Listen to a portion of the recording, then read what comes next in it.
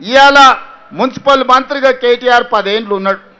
ఆ రోజు ఎందుకు ఈ సమస్యలు పరిష్కరించలే? అందుకే ఇవాళ ఈ బోడబండ ప్రాంత సమస్యలు పరిష్కరించాలంటే యువకుడైన నవీన్ యాదవ్ని ఇవాళ ఎమ్మెల్యేగా చేసి పంపించండి. మీ తరఫున మాట్లాడతాడు, మీ తరఫున కొట్లాడతాడు, మీ తరఫున కాగితం తెచ్చిస్తే చేయడానికి నేనున్నా.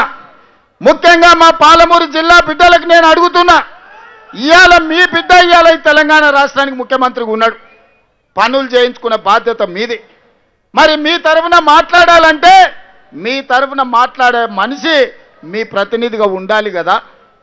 అట్లాంటిది వాళ్ళకు 3 సార్లు ఇచ్చిండ్రు. కేటీఆర్కు 2 సార్లు 10 ఏళ్ళు మంత్రి పదవి ఇచ్చిండ్రు.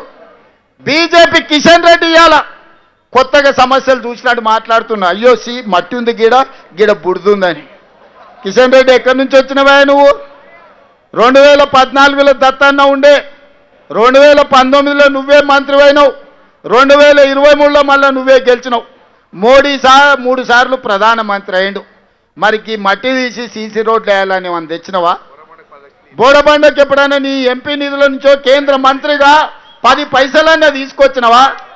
ఇవాళ పన్లిక్కులు ఇచ్చుకుంటూ వచ్చిన, అయ్యో మీకు సమస్యలు ఉన్నాయి, మీ సమస్యలు పరిష్కరిస్తామని. ఈ దేశానికి ప్రధానమంత్రిగా నరేంద్ర మోడీ ఉన్నాడు. ఏం తెస్తావో తీసుకురా, ఇంకా 10 రోజులు ఉంది పోలింగ్. ఏం తెస్తావో ఢిల్లీ నుంచి, అంతేగాని గల్లీలలో వచ్చి ఇవాళ 1, 2 అని కథలు చెప్తున్నాడు. పార్లమెంట్ ఎన్నికల్లో బీఆర్ఎస్ వాడు ఓట్లన్నీ బీజేపీని కేపించిండు. అందుకే మహబూబ్నగర్ కానీ, చేవెళ్ళ కానీ, సికింద్రాబాద్ కానీ, మల్కాజ్గిరి కానీ, మెదక్ కానీ, నిజామాబాద్ కానీ, కరీంనగర్ కానీ, ఆదిలాబాద్లో 8 పార్లమెంట్లలో బీఆర్ఎస్ డిపాజిట్లు జప్తు అయితే ఇవాళ బీజేపీ వాడు గెలిచిండు. కేంద్రంలోనేమో బీజేపీ కోట్లు వేయాలి, రాష్ట్రంలో బీఆర్ఎస్ కోట్లు వేయాలని ఇవాళ బీజేపీ డిపాజిట్ కూడా ఓగొట్టుకొని బీఆర్ఎస్ వాళ్ళని గెలిపించడానికి ప్రయత్నం చేస్తుంది. ఆలోచన చేయండి. వీళ్ళ కుమ్ముక్కు రాజకీయాలు, వీళ్ళ ఫెవికాల్ బంధం.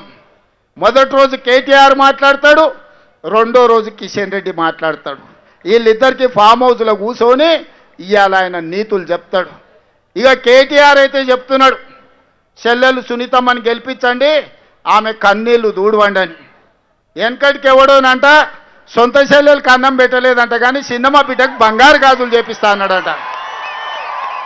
ఓరి సన్నాసి, నీ తోడబిట్టిన చెల్లెలు, నీ సొంత చెల్లెలు ఆస్తి ఇవ్వాల్సి వస్తుందని ఇంట్లోకెళ్ళి బయటకు పంపించినవని ఇవాళ నీ సొంత చెల్లెలు మా పాలమూరు జిల్లాకు వచ్చి ఏడిసింది నిన్ననే. నీ సొంత చెల్లెల్నే చక్కగా చూసుకోక నీ నాయన సంపాదించిన 1000 కోట్ల అక్రమ ఆస్తిలో చెల్లెలకు వాటా ఇవ్వాల్సి వస్తుందని సొంత చెల్లెల్నే ఇంట్లోకెళ్ళి ఎలగొట్టిన దుర్మార్గుడివి. ఇవాళ నువ్వు మాగంటి సునీతమ్మను నువ్వు మంచిగా చూసుకుంటావా?